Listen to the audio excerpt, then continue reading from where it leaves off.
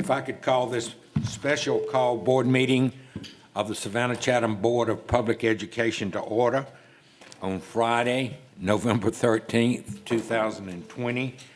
This is a call meeting to consider only one item having to do with our second semester learning model recommendation. I would ask our board secretary, Ms. Davis-Brown, if this meeting has been advertised in accordance with all the rules and statutes and regulations that it should be. She assures me that it has. For the public, I would say that it is being streamed live, and we welcome your attendance this morning. If you would, board members and others in the room, please stand with me as we pledge allegiance.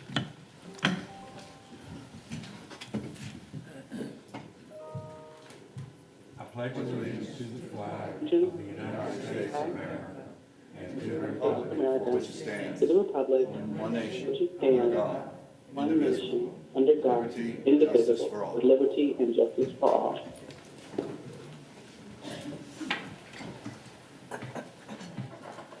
As we begin this morning, I would point out that Dr. Hoskins-Brown is out of town on business, and she is on the phone with us and will be present in that way.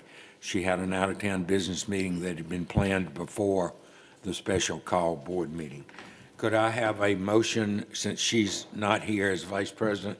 Ms. Hall moves that we approve our agenda. Is there a second? Ms. Hines seconds that. All in favor of approving the agenda? Raise your hands, please. 1, 2, 3, 4, 5, 6, 7, 8. 9. Dr. Hoskins-Brown votes yes, so the motion passes 9-0-0. Do we have any requests?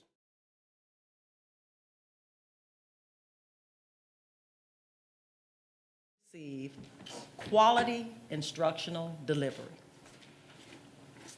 Also, adequate training for all, a seamless transition to the various phases, special subject areas and extracurricular activities remain an important component of learning.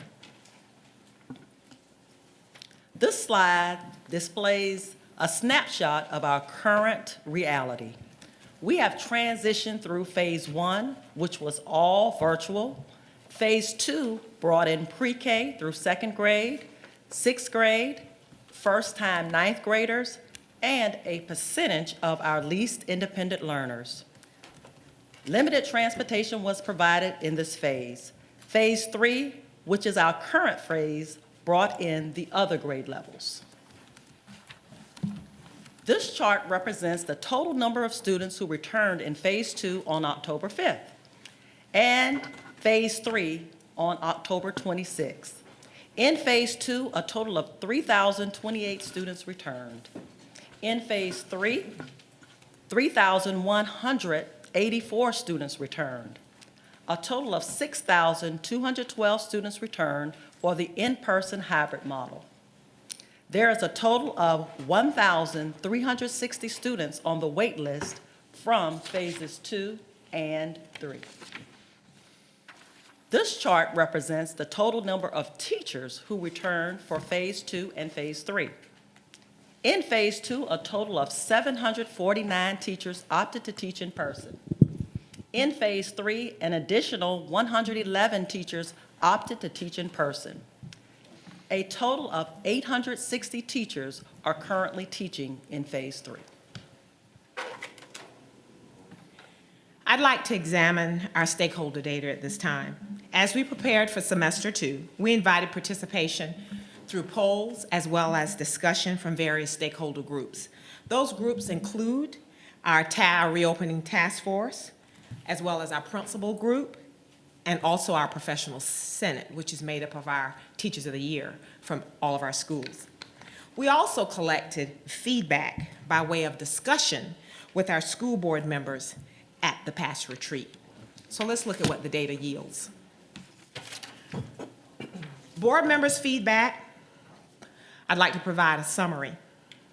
as it relates to the specific indicators such as safe and in-person teaching and learning environment. So support was openly expressed for some of the following: to continue social distancing in our schools, to continue social distancing on the bus, as well as require students and staff to wear facial coverings or masks, and continue the deep cleaning cohorts with a lot of adherence to cleaning and sanitation protocols. Now, staff was also advised that we needed to examine and monitor the use of Wednesdays as our independent learning day so that we could be sure that instructional and intervention time was a high priority. As we continue to look at the data, we'll see that this comes from the Professional Senate, our principals, as well as our superintendent's opening task force.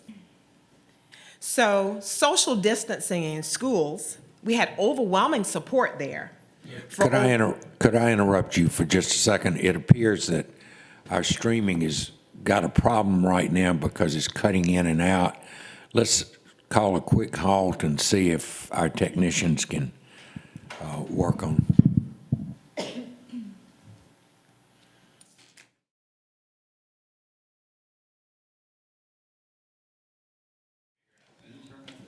Okay, we'll pick up where we left off. Dr. Cade?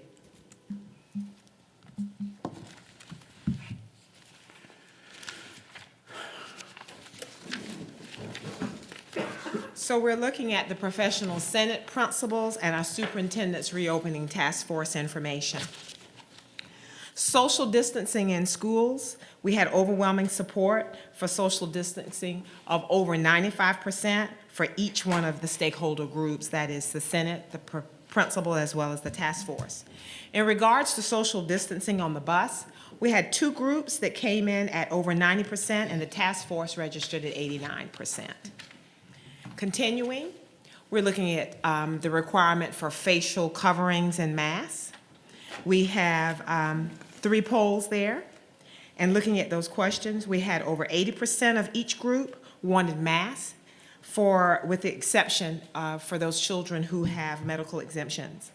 And then to continue with independent learning days on Wednesdays, 2 of those groups were over at 70%, and 1 group, the Senate, was over 80%. As we continue to look at our data from our stakeholders, we have some additional data points that we want to examine. Top 4 concerns for teachers and staff on returning to in-person learning. We had more than 95% of the stakeholder group who identified that health and safety, of course, was a primary concern. Then coming in with 75% of the stakeholder group, they wanted to meet the needs as a second concern for our teachers and staff, as well as building cleanliness, and of course, the availability of PPE. Now, we also had some other non-negotiables for safety and well-being, and that was the daily screening and temperature checks to enter the building, as well as our sanitation practices on a daily basis. Then we decided that we were going to do a poll survey on our return to learn and the type of learning model that we wanted to move to when our teachers return, as well as our students, hopefully. So when we examined that data, we reviewed various models with the principals and the reopening task force. So between the 2 groups, there was a difference, as noted here. We had 37% of our principals that preferred a modified traditional model, and then pre-K through 5, elementary returned, with 6 through 12 receiving virtual learning was our second preference with the principals. And then coming in third was the 3-day, 2-day rotation. Our last group that we examined learning models with was the reopening task force. And with that information gained from reviewing this poll with them, we had 38% of that task force preferred maintaining the hybrid expanded model, which we are currently in, and then the in-person learning for 4 days a week was the second preference. Coming in third again was the 3-day in-person for the cohorts. And that's an examination of our stakeholder data. Good morning. Based on the feedback that Dr. Cave has shared with you,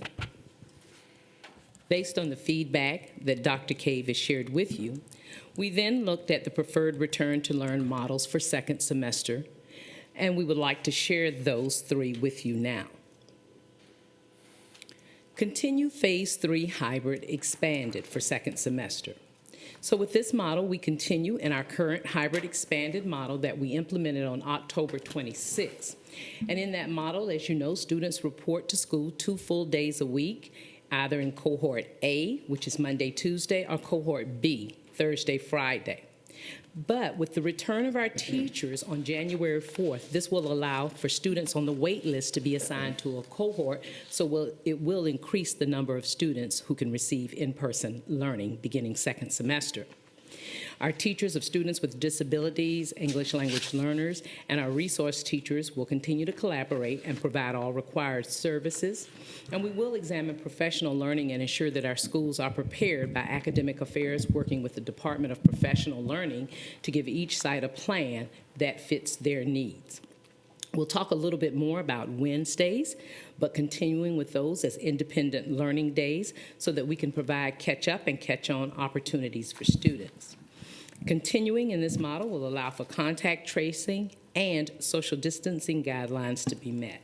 Transportation may be provided, but it is subject to availability. And of course, virtual learning will remain an option for all families who elect to do so.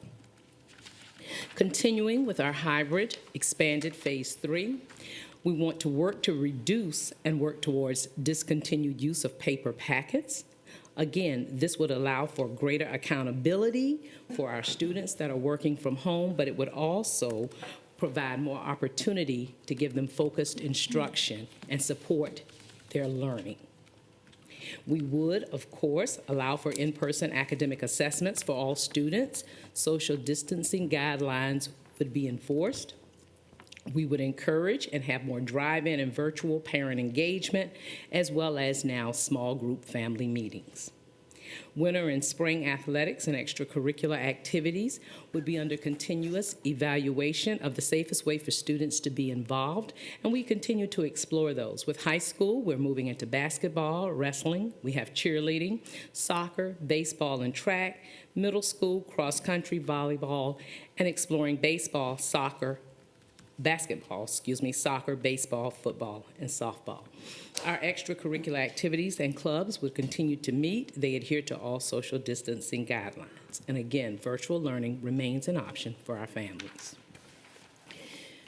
To expound a bit more on our Wednesday Independent Learning Day teaching and learning options, we recognize that we do need to revisit those. And so we've come up with some very key items for teachers and principals. Students would be able to finish assignments and submit as needed. We would have synchronous instructional focus for remediation and enrichment, but also small groups that would bridge gaps for students as it relates to their learning. We would also be requiring now some focused support for our accelerated curriculums, our advanced placement, international baccalaureate, and SAT and ACT prep. We also would encourage our students to participate in personalized support so that they can master the content and skills they need of the course. Professional learning would occur for our teachers as well as our administrators. We would continue with parent conferences, IEP meetings, and making parent contact. All of our teachers, paraprofessionals, counselors, and other staff would be required to log in.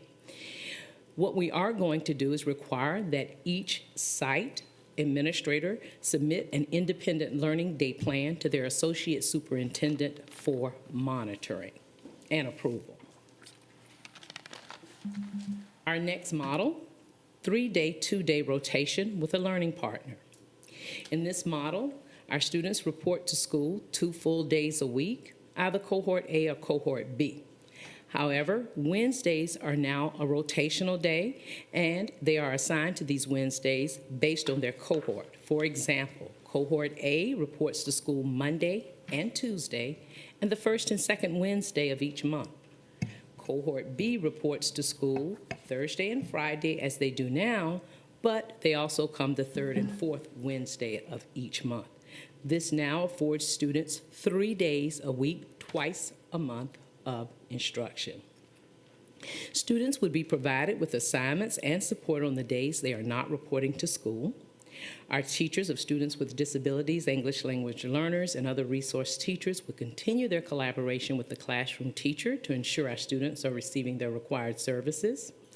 Our specials, connections, and elective teachers would teach their content. Wednesday, however, would no longer be an independent day. Also, grades 4 through 12 students paired with learning partner in the opposite cohort for instructional collaboration and socialization. This would allow students to work as a liaison with a virtual student so that they can ensure that they support them or assist them as peer buddies in class participation. This would also allow for contact tracing and social distance guidelines to be met. Virtual learning remains an option for all pre-K through 12 families. Our modified traditional. Ideally, approximately 50% of students would report to school while 50% remain virtual. The actual numbers would be based on each site's building capacity. The current cohort A and B students would be combined and moved to 5 days per week. If there was a greater demand than seats available or that exist in the building, then a lottery process may be used to fill for the remaining seats for those that wish to return. Again, this is based on 50% capacity of the building so that we adhere to social distancing guidelines. This would allow for increased collaboration and socialization, and we would continue to provide for our students with disabilities and language learners and resource students their required services. Contact tracing, transitions, and threat of rolling closures do create operational challenges because it increases. Our cleaning schedule would need to be modified for our custodial staff, and this model also carries budgetary impacts related to overtime for custodial staff as well as our transportation staff. Virtual learning would remain an option for all pre-K through families. Also, in hearing the request to provide visuals in terms of what the day in the life of a student looks like, we have some samples that have been developed. Here you have a day in the life of an elementary school student, and these are generalities. Of course, the bell times are the same for all, but students arrive to school, they're checked in. It also talks about the morning instruction in which they wash their hands or sanitize before entering the room. And it talks about the instruction that they would receive. So morning instruction for an elementary student could be balanced literacy, the math block, or specials. It could be synchronous or asynchronous, currently depending on the number of teachers that are available in the building. Throughout the morning instruction, though, students are allowed to go to the restroom to wash their hands, or they use hand sanitizer that may be in the hallways or in the classroom. They do receive restroom breaks throughout the day based on a pass system that's developed by the instructional staff. Lunch is provided, prepackaged, and students eat in the classroom. Also, afternoon instruction mirrors morning instruction. And then closing activities. Dismissal, they prepare to go home, and we request they sanitize their hands as they exit the building. Again, this schedule is a sample, and times are subject to variations depending on the site's master schedule, but the bell times are not varied. It is the same for middle school. This is simply a sample of a day in the life of a middle school student. It addresses their instruction, their check-in. In the case of most secondary schools, they're using that QR COVID questions code document, and they verify that. And if not, then when they come to the point of entry, they're checked in and those questions are asked. All students' temperature is taken before they enter, and they have grab-and-go breakfast as well.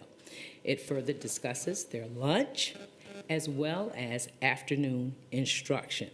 They receive brain and hand wash breaks that occur throughout the day in the classrooms as well as scheduled bathroom breaks. Also, when our secondary students transition, staff is scheduled strategically in the hall to ensure that they're monitoring the social distancing and the requirement of the facial covering. and high school follows suit. There are a few differences in the high school in that they do have to make sure they continue throughout the day to have a check-in process because you have students that may be returning to campus from dual enrollment or work-based learning experiences, and those students must go through the appropriate check-in procedures before they are entered into the building in order to attend a class. They have the hand sanitizing in the morning and advisement. Advisement is used here, much like in the middle school and the homeroom in elementary, to provide not only information to students, but COVID reminders for safety as well. Students are to wear their masks when they transition. The adults are there to monitor to ensure that they are social distancing, as well as wearing the PPE, which is the facial covering. They have dismissal, and then they have some in-person and virtual tutorial and/or extracurricular and clubs. Again, this schedule is a sample, and the times are subject to variations for their master schedule, but the beginning and ending time is the same. They say that a journey of 1,000 miles begins with a single step. And we have truly walked many, many miles together this year due to COVID-19. Today marks a milestone in our journey together in the Savannah-Chatham County Public Schools in year 2020-2021 as we look to the way forward and the path that we will follow beginning the second semester for our students for learning. A district timeline has been established for important steps that must occur in preparation for the second semester. The Family First Coronavirus Response Act ends on December 31st. Staff who have a documented medical exemption will follow the district process to request an exemption from in-person work. On January 4th, all Savannah-Chatham County Public School employees will return to work in person. It is important to note that January the 5th through the 8th have been designated as virtual learning days for all students. These days were adopted in the SY 2020-2021 approved school calendar. And having these days set as virtual learning allows for a smooth transition to the second semester. On January 11th, in-person learning continues for students in the in-person hybrid expanded model. With students returning to in-person instruction on January 11th, several critical steps will be taken. A family survey will be conducted within 5 days of the adopted approved plan. Student transportation requests will be submitted before winter break for the routers to plan the transportation routes. Just a reminder that social distancing guidelines will be followed on the bus, which will impact transportation availability. Transportation is not guaranteed. Priority will be given to our least independent learners and our ELL students. Safety protocols will be followed for all students and staff. These safety protocols include wearing masks, classes that follow social distancing guidelines, answering COVID questions, and temperature checks. Within the school, all available space will be used for students and staff to follow the requirements. Based on the feedback gathered from stakeholder groups, including teachers, principals, board members, and the superintendent's reopening task force, in conjunction with the use of the guiding principles, the following recommendation is being proposed. The second semester remains in the current Phase 3 hybrid expanded learning model, with waitlist students receiving in-person learning based on the return of teachers as of January 4th. Additional students requesting in-person instruction will be considered based on the capacity limitations per social distancing requirements. The earliest point of in-person instruction for the second semester remains January 11th, 2021. Virtual learning will remain an option for families for the remainder of this school year. District staff will continue to offer 30-day reports on the hybrid in-person learning model based on the board action from November 4th. If Chatham County's transmission of COVID increases to the point that our area's CTI, percentage of positive tests, and daily case rate per 100,000 are all in the red transmission level, a district-wide transition back to virtual learning will be implemented for all students, with teachers delivering virtual instruction from their assigned work site. Returning to hybrid in-person learning will occur when one of these three metrics remains lower than a red transmission level for at least 14 calendar days. That concludes the presentation for the way forward in the second semester from the Academic Affairs team, with the recommendation of continuing the Phase 3 hybrid expanded learning model. Are there any questions? Before I ask for questions, I'm going to ask Mr. Hediger to read the resolution, and then we'll ask for a motion, and then we'll begin discussion. Thank you. Thank you, Mr. Board President, Madam Superintendent, board officers, and members of the Board of Education. A second semester learning model recommendation is being brought before the board this Friday, November 13th, during this special called meeting. SCCPSS considers the health and well-being of our students, teachers, and staff to be of the utmost importance and is committed to making decisions that are in the best interest of safety under the evolving health conditions associated with COVID-19 pandemic. Based on an extensive review of learning model options for the start of second semester of the school year 2020-2021, along with staff, community, and board feedback, the following recommendation is provided to offer in-person learning options for families. This recommendation is based on the following considerations. All staff will return no later than January 4th, 2020. Social distancing requirements will influence capacity levels in school buildings and on the school bus. Social distance requirements will create school bus capacity limitations, and as such, transportation services shall be offered on a limited basis as resources allow and or via the use of alternate service model such as a hub system. Transportation demands could necessitate a modification to school schedules. Adherence to cleaning and sanitation and safety protocols that are supported by the Centers for Disease Control, the Georgia Department of Health, and the Coastal Health District will be required. Thus, be it resolved by the superintendent that the board approve a second semester learning model that remains in the current Phase 3 hybrid expanded learning model, with waitlist students receiving in-person learning based on the return of teachers as of January 4th, 2021. Additional students requesting in-person instruction will be considered based on capacity limitations per social distancing requirements. Virtual learning shall remain an option for families should they so choose for the remainder of the school year. The earliest point of in-person instruction for second semester is scheduled for January 11th, 2021, subject to the November 4th, 2020 board action that defines thresholds for virtual learning.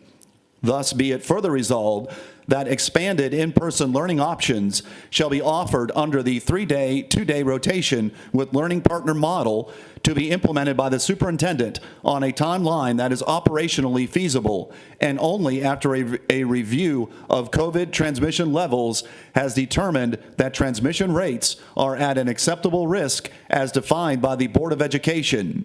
Such review shall take place no later than February 3rd, 2021. You've heard the resolutions. Is there a motion to, Ms. Hall moves. Is there a second? Second by Ms. Hines. Ms. Hall, discussion of your motion. I plan to support the resolutions as read by Mr. Hediger, but I want to say that I was presented with a concern last night that hadn't come to my attention before, and I want to ask Ms. Ball Oliver about it.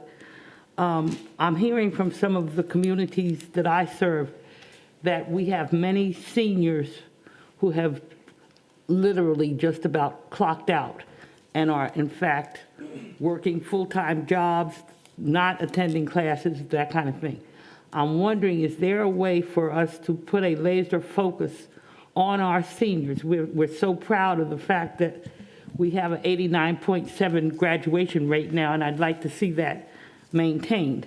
Is there some way that we can, I don't know, perhaps require that any of our seniors who are not at this point at an 85% achievement rate, that they must come into the person-to-person classroom?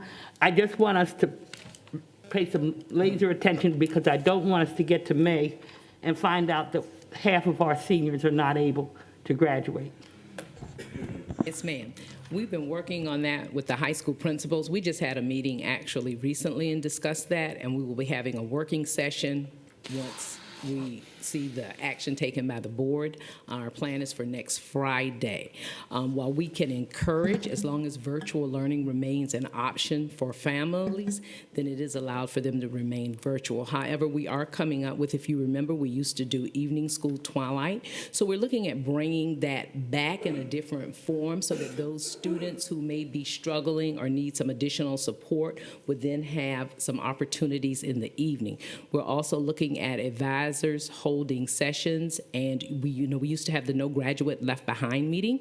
Those meetings will be coming back, and they'll be coming back earlier so that principals, counselors, and advisors can meet with those families in those small groups. And it may be that our evening school programs through Twilight are a better option.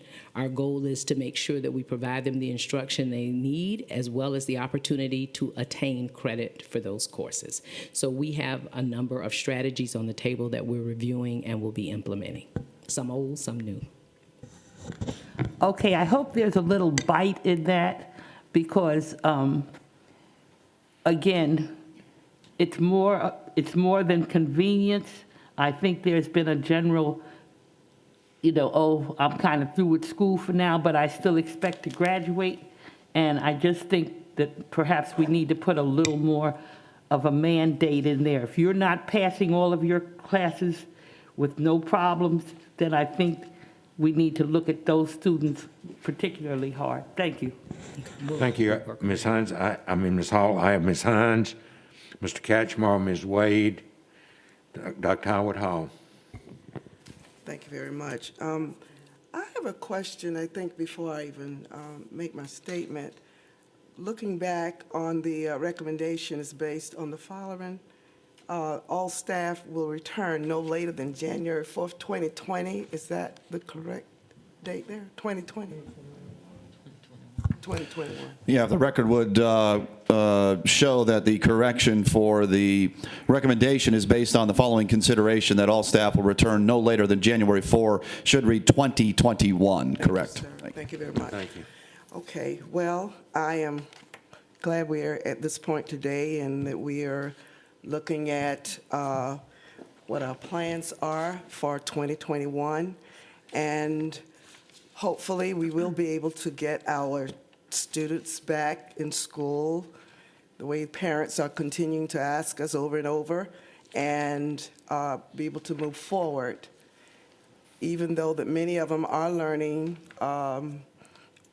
at home. I'm not sure that they all are zeroed in as they should be on their studies. I do see a few kids in the middle of the day out in the open, but hopefully this will help us to get our children regrouped where they can return to what learning is all about and prepare themselves for what's to come in the near future.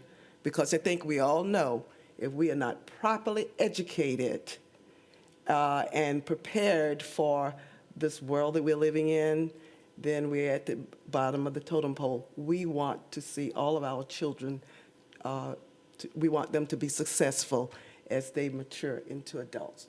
And thank you for your hard work.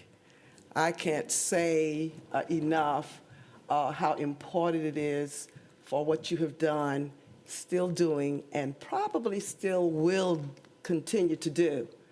And I would also like to say lastly that I'm sure we are not going to satisfy everyone, but we are trying to move forward. And hopefully if our numbers continue to fall, and remember, Thanksgiving is right around the corner, and Christmas is as well. So if we continue to try to remain safe, wearing our masks and socially distance, we're going to straighten this out prayerfully. Thank you very much. Thanks, Ms. Hines. Mr. Catchmore, Ms. Wade, Dr. Howard Hall, Mr. Johnson, and then I assume Mr. Brinkman. Thank you. So I prefer the traditional in-person model. I have two questions. Number one, is there a possibility of doing this school by school? And here's why. And I know the people who have to handle logistics, their heads just exploded. But here's why. If you look at the wait list, you have, say, Garrison, 108 kids on the wait list. West Chatham, 122 on the wait list. Savannah Arts, 66 on the wait list. I think it would be difficult to implement the traditional in-person with that much demand. But then you have Gould, Marsh Point, Pooler, Beach, Groves, Early College, Woodville, Tompkins with 0 on the wait list. So you could theoretically do the 5-day-a-week for schools where the demand doesn't exceed 50%, but when the demand is 90%, you have to stagger it out. So if we could do a school-by-school assessment, and we're going to do a survey, we could implement the model that fits with what that attendance subset is asking for. My goal is to get as many kids in school as possible, but do it safely. And my concern is if we adopt a district-wide model, it limits that option. My other concern, my concern, and then I raised this at the retreat with the traditional in-person, if the demand exceeds capacity, is I don't think it's fair for Sean gets in the lottery, he gets to go to school 5 days a week for the entire second semester, but Connie, who lives next door, who's in the same attendance zone, doesn't get in the lottery and has to stay virtual for the entire semester. I don't think that's fair. As many kids as want to be in school, we should offer that option to. So that's why I'm asking for flexibility on a school-by-school basis. My second question is, with these proposals, what does that mean for Phase 4 in the plan we adopted in September? Does this plan supersede Phase 4, or does it slot in with Phase 4? Thank you. Good morning. This plan is slotted in. So Phase 4 was, as you recall, was based on the data. And so if you want to go back to that, you made a decision about Phase 3 that was not based on the data. So if you want to hold to Phase 4 being based on the data, or if you want to redefine Phase 4. But as far as we can see right now, Phase 4 would still be based on the data unless you decide to change that. Does anyone want to respond to Mr. Katchmar's first question about, before we move on? About moving to... Right, school by school. I think one of the points that is really important to recognize is that we committed to resurveying parents so that those who perhaps did not choose hybrid because they did not feel that their teachers would be available to them, we want to give them an opportunity. So we really won't have a real sense of how many students are at the schools that you named, even the schools that tend to have a lot of students on the wait list. At this time, they may have even more. And we do recognize that with hybrid, you would be able to serve a larger number of students because you've broken them up into 2 groups. If you're looking at the modified traditional, the capacity limits may not allow as many students to attend. What our intention is, after today, within 5 days, get a survey out to parents, making sure the principals work with all the parents to ensure that they actually complete that survey, indicating I prefer to stay in virtual and not let us make that assumption. So we're going to try to increase that percentage of return on those surveys. We suspect that we'll have more students elect for hybrid, so I think the appropriate time to look at that will be once that data comes in. Thank you. Ms. Wade, Dr. Howard Hall, Mr. Johnson. Thank you. Thank you for your work, and I wish I had been there Friday with my colleagues. I apologize for not being there. I'm here today to advocate what the consensus among principals is to return to the modified traditional in-person. That's where we see not a majority, but most of the principals, or the highest number of principals, suggesting that. I agree with Mr. Katchmar that we need to get as many kids in as possible, and I believe we can do that safely following the protocol that we've had in place since early October that has been successful and effective, and I think these smaller groups have allowed us to learn how to do that. I do think we are not thinking creatively or resourcefully enough when we draw the hard line at 50%. Different schools have different sizes of classrooms. I think also there are ways to accommodate children in cafeterias and gymnasiums and auditoriums to allow for more children to come to school. If we have to bring in tents or trailers, but we have an obligation to accommodate children as many that want to come. And the fact that we have a waiting list even now is troubling. And so I think there are ways to accommodate more than 50%. I do agree it's going to be a school by school assessment, but I would support a modified traditional in-person to accommodate as many as possible with us thinking creatively. And are we going to have to spend some money? Yes, we are. But I think our community needs it, and I think our children need it, and I think we can do that. And so that would be my position. I understand that that is not the motion, but that is certainly where I would support. And that is what I am hearing overwhelmingly from my constituents, overwhelmingly. I cannot support the model that has been proposed, and I want to talk a little bit about Wednesday. When Wednesday was initially rolled out to us, it was rolled out as a deep cleaning day. There's lots of PowerPoints and emails and things on the website from August and September talking about Wednesday as a deep cleaning day. It's sort of been redefined as an independent or professional learning day. I've heard from a lot of parents. Only one says Wednesday has been productive for their child. And I know we saw some data that principals and teachers love having the Wednesday off, and I think about my own job, and if I had the opportunity to work in person Monday and Tuesday, Thursday and Friday, and then spend Wednesday as a catch-up day, well, sure, that would be great. I bet all of you at jobs would love to have that opportunity. The reality is there's no additional risk to bringing those kids back on Wednesdays on the 3-2, so keeping them at home. There's no learning happening on Wednesday, and so to me, Wednesday is it's a wasted day, and it needs to become an in-person day. And so, again, while I certainly advocate for the modified traditional, that's what the community wants, that's what our children need. Seniors may be unengaged, Ms. Hall. I think that goes all the way from pre-K to 12th, and we need to get these kids back in school, and I think we can do it above 50%. Setting that aside, the Wednesday is a deal breaker for me. We need to have in-person learning there. We cannot continue to have these deep cleaning days or independent learning days or days, catch-up days anymore. The catch-up needs to happen in the classroom with teaching and learning. And so I cannot support the resolution as it is. And then I did have a question. Again, we'll be voting against it as it is written because the Wednesday is a deal breaker. But for the last paragraph, it says, a review of COVID transmission levels has determined that transmission rates are at an acceptable risk as defined by the Board of Education. I don't see where that has been defined by the Board of Education. That's our original motion, Ms. Wade, the one we approved, which is listed in here about All the red levels? yes. So I don't see how that fits in where we would move to a 3-day, 2-day rotation based on the red levels. Again, there's no additional risk having those kids that are already in the classroom coming an extra day. It's not bringing additional kids into the classroom.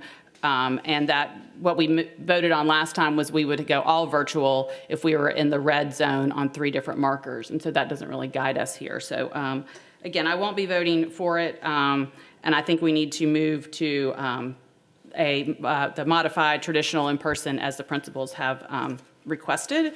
And then I also just want to confirm that the needlepoint bipolar ionization units will all be in by January.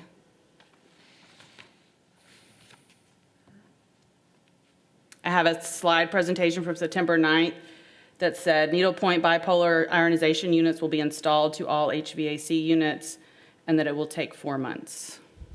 So I'm just making sure those will all be in by January. Based on our supply chain and if those items are delivered, we were expecting a shipment this week, and I will get an update as to how many we've received and how many we have installed. Okay, but we're on track to have those for January. But again, we're dealing with the supply chain like all other entities. Okay, yeah, if we could get an update on that. But again, that will make our buildings safer and is consistent with what the CDC has recommended and will allow us to accommodate more children. Dr. Howard Hall, Mr. Johnson, Mr. Brinkman, Dr. Brinkman. Yes, good morning. Thank you for your presentation. Also, special thanks for the samples that you gave for the life of the different grade spans. I'd just like to talk a little bit about the impact of COVID-19. Currently, we are having a pandemic angry disposition. There's pandemic anger. You have many parents that are just angry. They were angry with phase 1, angry with phase 2, angry with phase 3, and will be angry, or probably are angry about the proposed resolution. Also, you have neighbors who are angry with each other, and there are political parties that are angry. Then there's pandemic fatigue. People are tired. They're tired of seeing it on the news. They're tired of hearing about it. They're tired of discussing it. They're tired of attending funerals. They are tired of grieving. And some of them are just tired of being sick and tired, literally. Then there's pandemic darkness, navigating the perfect storm, a COVID-19 flu season. The headline of a recent editorial published in the journal Science described the possibility of a collision between the impending influenza season and the COVID-19 pandemic as a perfect storm. And to make matters worse, influenza and COVID-19 are both upper respiratory illnesses with similar presentations. And this was documented in the Patient Care Online article. We are moving forward and we are showing progress. And I know that after this meeting, there will continue to be pandemic.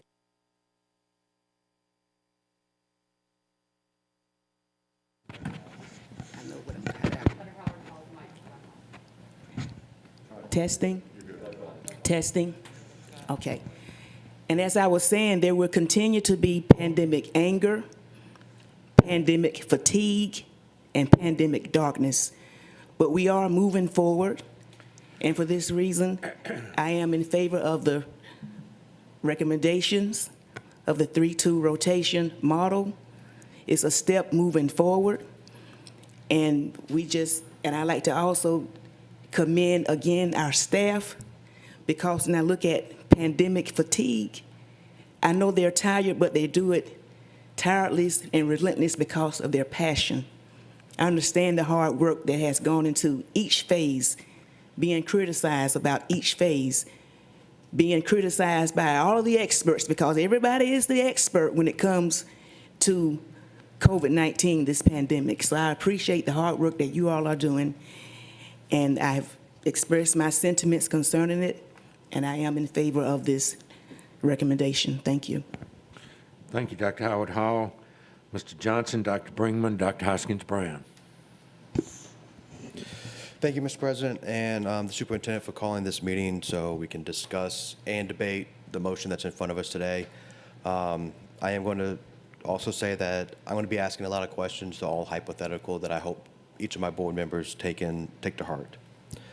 While I'm grateful that our members of our staff are going to be back in the buildings on January 4th, I am disappointed that we are not giving families the option to be able to go back 5 days a week. The current hybrid model is still a strain on our working families, most of whom are families that qualify for free and reduced lunches. We have grandparents trying to keep up with technology that they have no idea how it's supposed to work. We have families with 2 working parents who are not able to work full time to ensure the child is not alone during the day. We have families who are not able to pay their rent and/or mortgages. What do we say to those families? Too bad? Do we not have compassion for those families that are struggling because they are not able to work full time because we are not opening our doors? We have an awesome responsibilities as leaders of this public school system in our neighborhoods. Europe is currently looking at shutting down businesses and their economies again, and they are still leaving their schools open. Why can't we open our schools for 5 days? Do we think education is less important than those European countries? We need to take politics out of this. We need to stop listening to talking heads on TV and the radio. We need to do what's best for the children of Chatham County with the educational opportunities we have grown over the years. Before COVID reached our shores, we had turned the tide with public opinion with our school systems, and we were bringing families back into our buildings. Unfortunately, the situation which we have made has reversed all the hard work we have put in. Families are leaving to go to private schools and homeschooling. Families are moving out of Chatham County to go to neighboring counties that are doing school 5 days a week. Do private schools in the neighboring counties care more about educating children? Not having a date on when we'll be going back to 5 days a week is causing a lot of anxiety around kitchen tables all over the county. When we do not lead and take a stand on what we are going to be doing, and when we are going to be doing it, people assume we are not listening to them, the data, the science, and that we do not care about the children's education as a whole. I feel we are doing irreparable damage to an entire generation of our community. Learning loss, socialization of our youngest children, dependency on technology, public behavior, job loss, evictions, foreclosures, expansion of poverty and homelessness, and so much more. We must lead and we must act. We need to reject the motion in front of us and improve a 5-day-a-week in the classroom learning and teaching starting January 11th, 2021 for the future of our community. Thank you.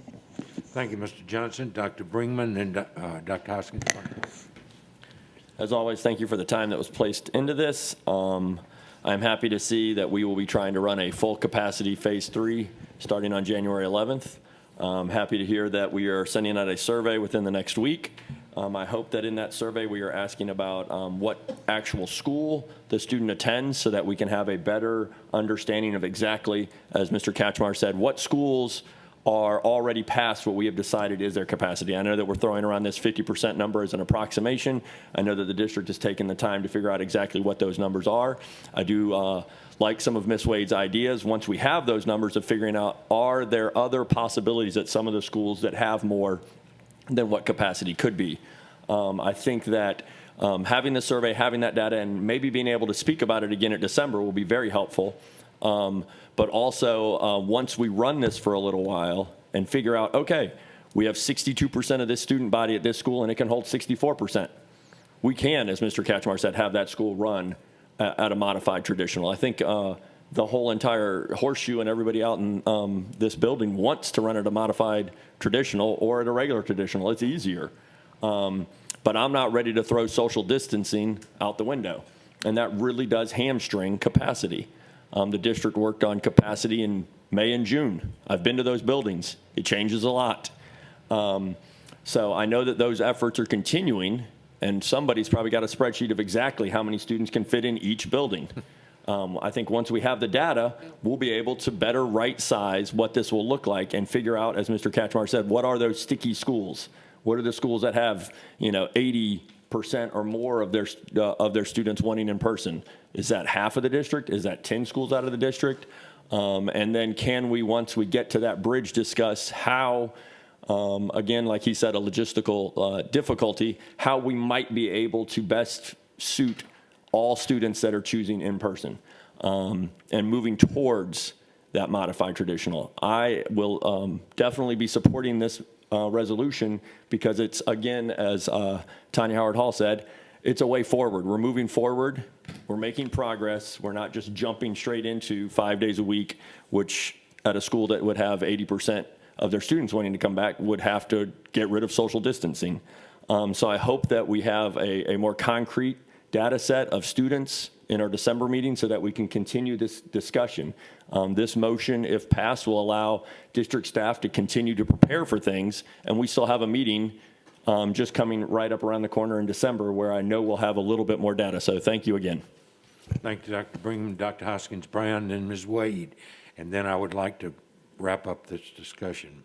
Everybody's talked. Thank you very much. Can you hear me sufficiently? Yes. Dr. Hoskins Brown, you're coming through loud and clear. Go ahead. Okay, thank you very much. I thank the district staff for the work they're doing to get feedback and respond. It's something that the parents have asked for I support the resolution, and I appreciate Dr. Howard Hall's comments about the role of emotions in our view of the pandemic and her rational treatment of the cofactors involving the risks that we're facing. I trust that we are considering non-traditional learning spaces in schools, as Ms. Wade mentioned, because we discussed that in our small groups in July. I made that specific request more than once, and Mrs. Miller-Kegler addressed it in her presentation in September. What's important to me, in addition to the safety that we're talking about, and I'm going to address that, is that the board remove itself from operations. It's not our role, and I'm sure that Cognia, formerly Advanced Ed, is still observing us since we're barely 12 months out of being under investigation. We entered operations when we rejected the superintendent's recommendation for all staff to return in September. Some of us did it, including me, when we gave our extended, broadened interpretation of the CARES Act and said we wouldn't require staff to go back if they didn't feel safe. Other board members stood in the middle of operations when they entertained and supported a motion to move to phase 3 at the end of October against the staff's recommendation and before hearing public comment. I reject the recommendations of speakers who say that we can open using safe practices and then who congregate outside, not wearing masks and not socially distancing, to grouse about how we govern, because I know people are being just as unsafe in the community. I reject that the abuses and the weaknesses of virtual make it invalid. It is valid, but abusers may just be revealing that they may be better served if invited to serve different roles. I reject persons representing that Savannah's families are a homogeny that can be fit with one approach, and those who speak on poverty and aged grandparents and working parents who never spoke of them before. I reject that I should care about who's going to private school because we're using a safe approach, or that I should care that nearby districts that are smaller than ours are doing something different, as though maintaining safety in our 57 units ought to be comparable to their smaller districts. And biggest, I reject the board reinventing operations every 2 weeks. But there are things that I embrace, and they are that we have to have a changed approach in January. I embrace letting people express their opinions, letting families make decisions for their own households, and letting educators do their job. That virtual needs to be an option for families who want it, that there are families who need face-to-face choice, many for important and different reasons, and that the superintendent and cabinet are capable and have the ability to craft that. And I embrace that everyone is not going to feel the same way about how to view and use the community transmission index or the daily case rate, nor will there be one point of view about the worst consequence of face-to-face or the worst consequence of virtual.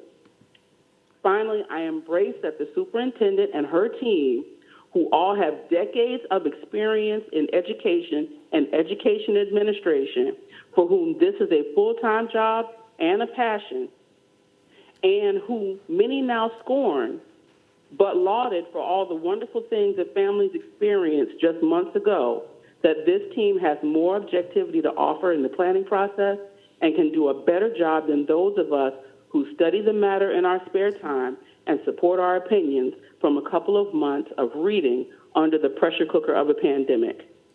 This resolution appears to be no one's personal preference, but is the most logistically practical approach at this time, and I will support it. Thank you. I have Ms. Wade, and then I'm going to speak, and then we'll vote. Ms. Yeah, I Wade. just have a point of clarification. I think it's because I was not there Friday. So as I understand that what is being proposed is the current hybrid. It's no change. It just would allow more kids to come in, but there's no change at all in the structure. On January the 11th, yes, we are proposing the current hybrid, but also allowing the kids on the wait list to now be served because the teachers have returned. Keep in mind that we will, within 5 days, be doing a survey to get additional input from families as we move forward. Right. And I heard Dr. Howard Hall say that she supported the 3-day, 2-day rotation, but that's not what would happen in January. And in fact, that may not happen. The earliest that would happen is February 3rd. And if I understand Dr. Buck, that's based on the motion regarding the red levels, which we would move to totally virtual. So the 3-day, 2-day that Dr. Howard Hall supports is not what the board is currently considering, correct? So I will defer to the superintendent. So on Friday, we did talk about remaining in hybrid 3 expanded so that we could get more students in. I think it was Dr. Brinkman who made the final comment on the discussion where he said we started with hybrid 2 or 3 days into that and then moved into hybrid expanded, had no real sense of how effective that was. So the suggestion was that we look at bringing all the staff back, getting them acclimated, getting hybrid 3 settled before starting something else, getting them all settled, getting the staff settled, giving other students an opportunity, those on the wait list and those on the imaginary wait list, giving them through the survey an opportunity to come in, get everyone settled, and then look at moving to 3-2. Because 3-2 then requires additional changes, possibly looking at, and also managing our staff who are also requiring an exemption. So we'll need to make some adjustments. And because we are so close, what we want to do is get everyone in, get everyone settled, get the professional development that's needed. Also, we also need to remember that because there will be some staff working still from home, we may have some instances of dual teaching. That is a concern because if I'm the AP chemistry teacher, for example, and I have an exemption, there's no one else to teach that class, I may be doing dual teaching. So we want to have time to make those adjustments before looking at moving to 3-2. Thank you. And when the language that says that you're going to review the COVID transmission levels to determine that the transmission rates are an acceptable risk as defined by the Board of Education, what does that mean to you? That means that what you decided some time ago was that you would be making the decisions about changes in instructional models, which is why we're here today. You would be making those decisions. So we'll bring the information to you in February. This speaks to, of course, giving an update in terms of where we are. And then also we'll be talking about, are we in a position where we're going to have to go back? Hopefully not. But if we can move forward based on your decision, then we will move to 3-2. And that gives everyone an opportunity then to be already settled and then also giving parents the information that they will need regarding moving to 3 days a week versus 3 days a week, every other week. So that piece will allow everyone to get settled first upon return and then looking at making yet another change in the model. Yeah, and I guess I just, another change in the model. I mean, you're going to already have bus routes for Monday, Tuesday, and Thursday, Friday. Those are going to be changed because we're going to have more kids come in.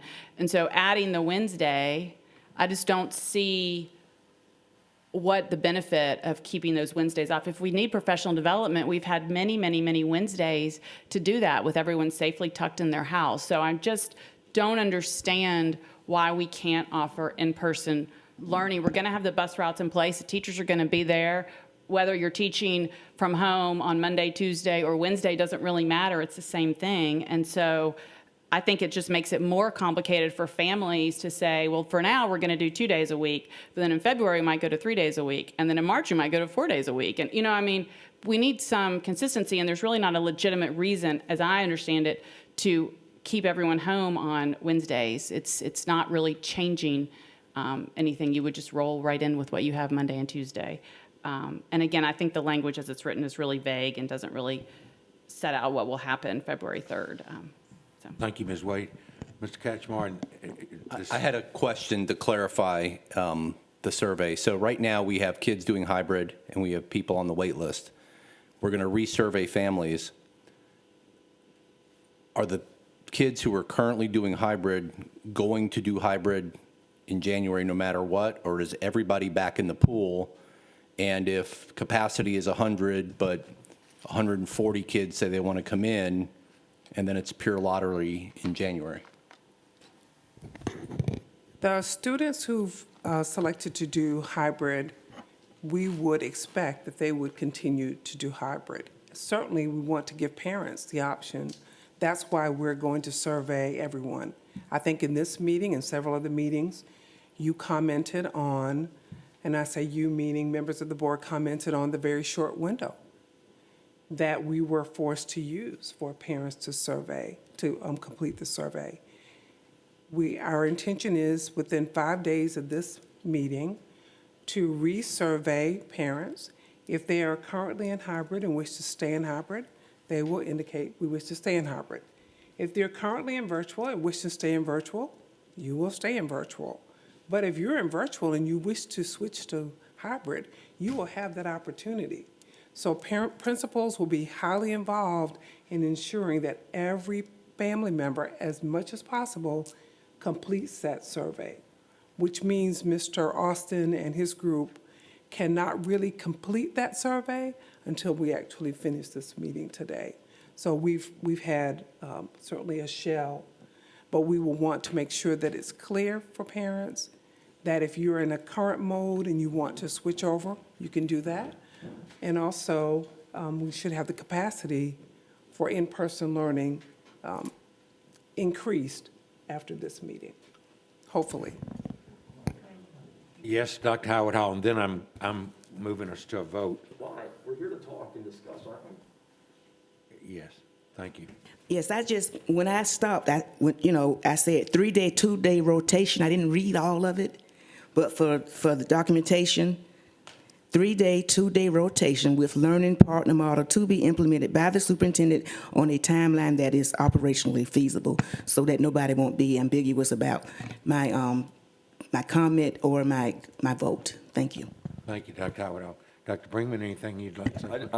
I'm just making sure that the public understands where Mr. Katchmark's coming from, because I think we don't want to get people confused. Capacity is going to be greatly increased come January 11th in a hybrid model. All of the teachers will be there to be able to educate students choosing in person. And if a school is able to hit, what do we have a number on the lowest capacity of one of our schools? Is it below 50%? I mean, if we had a school that was at 48% capacity with social distancing, that means 48% of, if 96% of the students at that school chose in-person learning, we should be able to have 48% of them in AB on Monday, Tuesday, and 48% of them on Thursday, Friday, B. So the only place where we wouldn't be able to have students in person through a hybrid model, at least for 2 days, would be a school that has a massively small percentage of capacity with a massively high rate of in-person. Am I barking up the right tree? I'm just trying to make sure, because I've had that question asked so many times by people in emails that I've just called them and said, let's talk so we can actually understand that if we are in a hybrid AB, we should be able to meet the needs of in-person for at least those 2 days. And then if we transition into a 3-2, we would also be able to do that, because you're still only having half of the people choosing in person. Okay, thank you. Ms. Hall, anything you'd like to add? Yeah, just very quickly, I want to go back to something Dr. Hoskins Brown was saying. I feel that back in October, it was my mistake to enter the discussion and to make the motion that we not encourage teachers to come back whether they had medical problems or not. And at that point, perhaps I crossed the line from a board member into operations. And I want to say at this time that that was my mistake. It was done out of, compassion rather than thinking about what my role is versus Dr. Levette's. So Dr. Levette, at this time, I am saying that I certainly did not mean for me to lead the board towards a more robust role in operations as opposed to staying on our side. Thank you, Ms. Hall. Ms. Hines and Dr. Hoskins Brown, anything else? Ms. Hines, Dr. Hoskins Brown, anything else you'd like to add? No, thank you. I appreciate the discussion. I appreciate the opportunity for other board members to make their points of view clear. I still support the resolution as it is. Thank you. Thank you. As I think we've heard from everybody one or more times, I will be supporting the recommendation also to the public. I would say that the staff and the superintendent have worked diligently since about March 15th. I continue to hear that the board and the staff have not had a plan, have not considered any plans. There's been a daily consideration of multi-plans since March. As times change each day with transmission rates and with edicts from Atlanta and Washington as to what we can and can't do, it has had to color our own decision-making process. Saying that we will not listen to others in those capacities is not realistic because we are not given the opportunity many times or the authority to not do what we are told to do by those with other agencies. I believe I would like on this Friday the 13th to say that all of our kids that desire it would be back in school 5 days a week immediately. I do not feel that that is realistic. It is not realistic because of social distancing. It is not realistic because of many parents who still believe that whether they like virtual or not, it is the safest alternative for their families right now. I believe that we have this meeting today and this recommendation because the board over several months and especially during the retreat last Friday said we needed to meet quickly to pass our best work today, Friday the 13th, might change by Monday, but pass the best thing we can so that a survey could be sent to every parent and work to get that data in so that staff would know how to proceed as we move forward. Dr. Brinkman made a wonderful point about the fact that trying to do a major change now when we had only been in the new hybrid about a week and a half did not make good sense.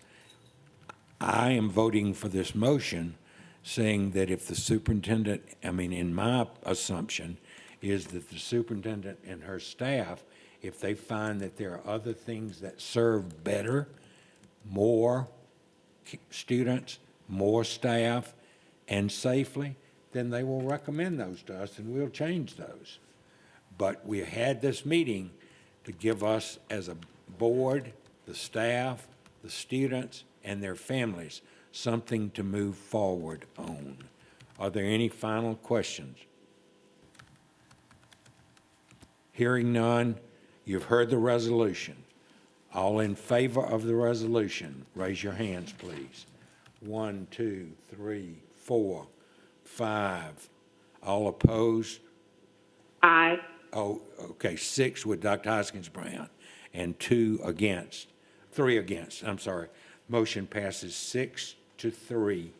There are no abstentions. Is there any other business to come before us today? I did want to say congratulations on our graduation rate. I think it's we continue to move forward in the state and better the state, and we appreciate all that our principals, our teachers, our staffs do to make that happen. Could I have a motion to adjourn, please? Mr. Johnson moves. Dr. Cashmore seconds. All in favor, say aye. We're adjourned. Aye.